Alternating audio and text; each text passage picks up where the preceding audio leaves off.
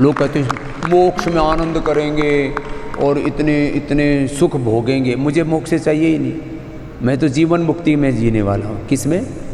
जीवन मुक्ति। मुक्त रहो, मुक्त माने छोड़ दो, बुरी चीज़ों को छोड़ दो। जिस अज्ञान से, जिस अश्रद्धा से, जिस अकर्मण्यता से, जिन दुर्विचारों से, दुर्भावनाओं से, दुर्गुणों से, दोषों से, दुर्बलताओं से, जिस हिंसा से, जिस क्रूरता से, जो भी जीवन की अशुभ है, जिन प्रमाद से कष्ट होता है स्वयं को और समष्टि को, उसको छोड़ दो तो जीवन मुक्त होकर के जियो। मैं जीवन मुक्त में विश्वास रखता हूं। जीवन मुक्त, सहज समाधि, सहज योग करो इसमें।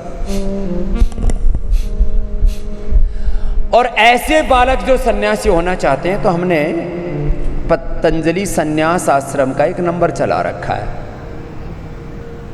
नहीं तो पतंजलि में भेज दो। गुरु पूर्णिमा पर उन बालकों को यहां भेज दो 13 जुलाई। तो जोरदार अभिनंदन करो भाई 13 जुलाई का।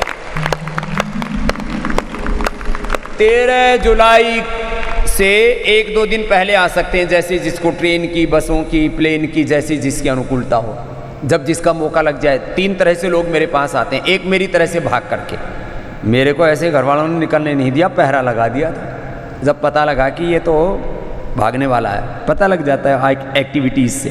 कोई किसी छोरी को भगा के ले जाए, किसी छोरे को भगा के ले जाए तो घर में पता लग जाता है ये छोरा ठीक रास्ते पर नहीं चल रहा है। तो ये तो हो गया भोग में भागना। अब हम सुबह सुबह 4 बजे उठ जाते थे, योग करते थे, ध्यान करते थे, महर्षि दयानंद को पढ़ते थे। और कभी कभी बालक थे, पता तो था नहीं, तो किसी किसी से बोल देते थे हमको महर्षि दयानंद की तरह बनना है। तो उन्होंने घर वालों को बता दिया। घर वाले बड़े चौकन्ने थे, लेकिन फिर भी स्कूल के बहाने गए और फिर सीधे हरिद्वार आके रुके थे। पहला डेस्टिनेशन मेरा हरिद्वार था और कभी घर से बाहर निकला नहीं, घर से बाहर कदम ही नहीं रखा था।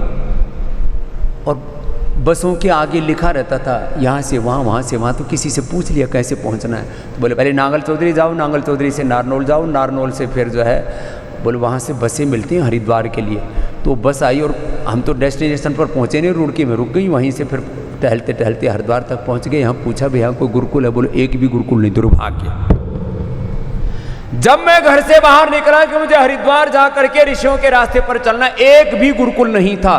और आज भी वो पतंज वो था एक गुरुकुल कांगड़ी, वहाँ पर फिर वो अलग ही मामला हो गया था। महर्षि दयानंद और स्वामी विवेकानंद के शब्दों, स्वामी श्रद्धानंद के सपनों का वो फिर गुरुकुल नहीं रह गया था। तो मुझे बनना था, मुझे पढ़ना था व्याकरण शास्त्र, वेद शास्त्र। तो बोले यहाँ तो ऐसा गुरुकुल ही नहीं है एक भी। फिर मैं भटकता भटकता तो मैं भागा था घर से।